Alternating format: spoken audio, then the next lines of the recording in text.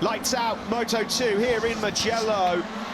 Wheel spin from Marco Bezzecchi, number 72, but it's the perfect start for Raul Fernandez and his teammate Remy Gardner as well from the second row, forcing his way through. It's surely going to be a Red Bull KTM Iho 1-2, although Jorge Navarro has something to say about that. He's in second.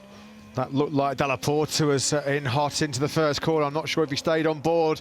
No, he didn't. I'm afraid it's an early exit for Lorenzo Della Porta from a career-best Moto2 qualifying. Disappointment for him. Marco Bezzecchi, as Steve mentioned, really lit up that rear tyre. Off the line, smoke billowing off that Dunlop rear. He managed to gather it all back up, and he's still inside that top 6 or 7 places on lap 1.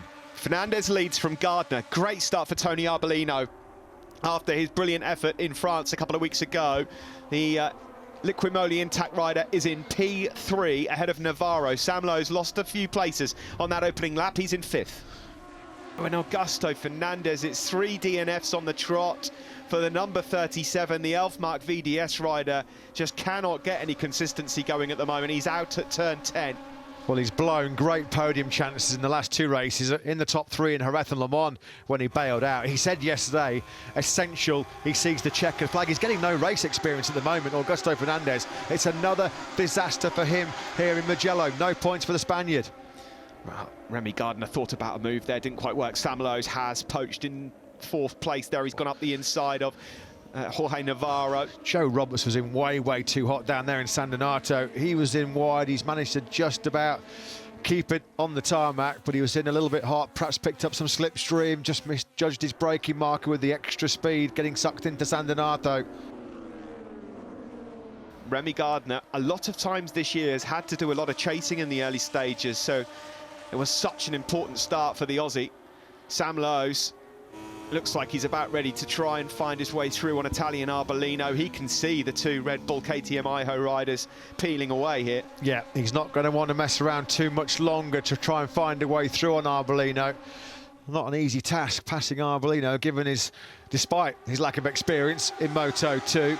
Can Lowe's pick up the slipstream and find a way through in the braking zone over the crest down the hill into San Donato? It's got to be now, really, with those 2 Red Bull KTM bikes getting away from him. Yes, Sam Lowe's does indeed make the move, and he makes it a clean one. He makes it stick just at the time he had to, really, because he could see Fernandez and Gardner were just taking out meters on Arbolino.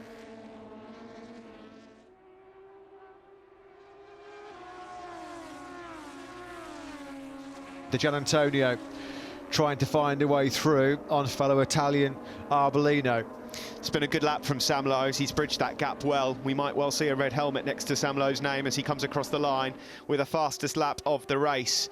Arbolino might fall victim here to Fabio Di Gianantonio, who's closing in on the start-finish straight, and indeed it is Sam Lowe's who's got the fastest lap of 51.2. Lorenzo Baldassari, we mentioned the colour schemes, one off. It's not worked for Balda. He's out. Di Gianantonio has found a way through on Tony Arbolino. The red hot pace at the start of this Italian Grand Prix, just a little bit too hot right now for Arbolino. Lorenzo Baldassari, it's an unlucky turn 13 for him. And Lowe's, what's that in the middle of the circuit? The lack of adhesion flag is out, and quite rightly so. Debris in the middle of the final turn there. That was a bit off-putting. Some bodywork or something, wasn't it? Was it a fender or? Not sure what that was at all. 2/10 the gap between Gardner and Lowe's over the line. Not really a lot to split the top 3, or 4 in fact. Di Gianantonio as well joining in the party, all of them 51.7s on that last lap. Sam Lowe's looks like in half of this lap he's got the speed over Remy, but finding a way past Remy Gardner is not an easy task. Still more than half a race to go here. Sounded like that was spinning up a bit, didn't it, for Sam Lowe's on the onboard there. Completely contrasting lines these guys take through turn 15 onto the home straight. Yeah, Gian Antonio has got nothing at the moment for the 2 men directly ahead of him. Lowe's and Gardner, he's losing 2 or 3 tenths at the moment compared to those 2 men. Another 2 tenths on that lap. Here comes Lowe's then with the slipstream. Can he make a move up the inside into San Donato? It's a little bit unsettled, but he looks like he should be able to make a stick. No, he just runs in that fraction wide. And on the cutback, Gardner snatches second place straight back. Lowe says, no, I'm going to fight back into turn 2. Is he in hot again? No, he's got the inside line through 3. Yeah. Good battle is going on between Gardner and Lowe's, but while this is engaging, this is just giving Fernandez a bit more breathing space at the front. Lowe's and Gardner at it again in 4 and 5. It's the nature of this flowing circuit, isn't it? You can have the inside line one corner and have the outside line the next, and you're right, Matt. This is all just allowing Raul Fernandez to disappear. This is brilliant for Fernandez and brilliant for Gian Antonio as well, because his eyes will be lighting up behind this battle. He'll now be wanting Gardner to stuff his front wheel up the inside of Sam Lowe's again pretty quickly, because in the blink of an eye, that little melee there between Lowe's and Gardner gave the Gian Antonio 0.6 of a second.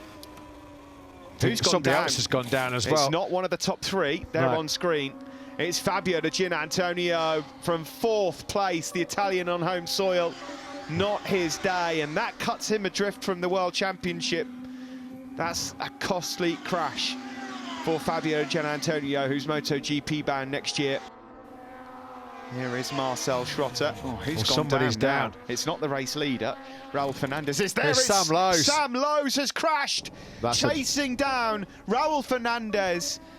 That is head in hands. That is a complete and utter disaster. Nobody will know that more than Sam Lowe's. Nobody knows it more than Gilles Bigot as well, his crew chief.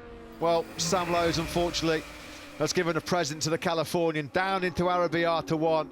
And he's just going to tuck the front, isn't he, on the way in? Yeah, there you go. Didn't look like he was doing anything untoward there, Sam Lowe's. A few uncomfortable barrel rolls as well through the gravel trap. But this is a major, major blow for the Brits' world title hopes. As Steve mentioned, 3 DNFs in 4 now, and a shocking run for the Elfmark VDS Racing team. Both their men out in Portimao, both their men now out as well here in Mugello. Remy Gardner stronger in the final 2 sectors than Raul Fernandez. Does he bide his time until then to try and make his move? It's the fast rights, Arrabbiata 1 and 2, where Gardner knows he's been able to be much, much quicker than Raul Fernandez. Can he be close enough on that downhill drop through Casanova and Savelli to potentially line up a move at the lowest point of the circuit into Arrabbiata 1? Here we come now. He's not close enough to make the move into Savelli. Roberts at the moment holding firm for 3rd, ahead of Marco Bezzecchi, but it's the battle for the win that we want to look at. Gardner then, here he comes into Arrabbiata 1.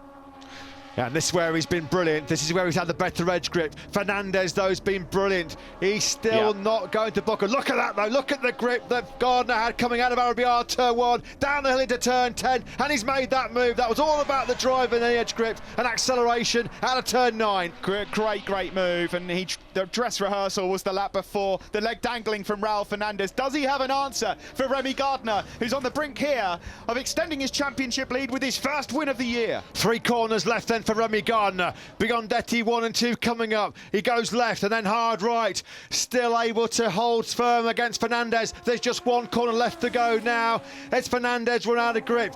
Gardner runs that tight defensive inside line through Boccini. It's going to be about the drag race to the finish line. Surely it's going to be more success in Moto2 and MotoGP for Australia. The checkered flag is out in Moto2. Raul Fernandez is in the slipstream, but there's not enough time, is there? Oh, it was close, but Gardner takes it. That was super tight. What about the battle for 3rd place? Is Roberts going to cling on? Bezzecchi gets some slipstream. The gap between the winners was 100th of a second. It's 100th between Roberts, who does take 3rd place. Federico Iniesti, the mayor of Scarperia, hands over the race-winning prize to 23-year-old Australian Remy Gardner. 2nd win, 10th career podium, and it's Aussie again in 2021.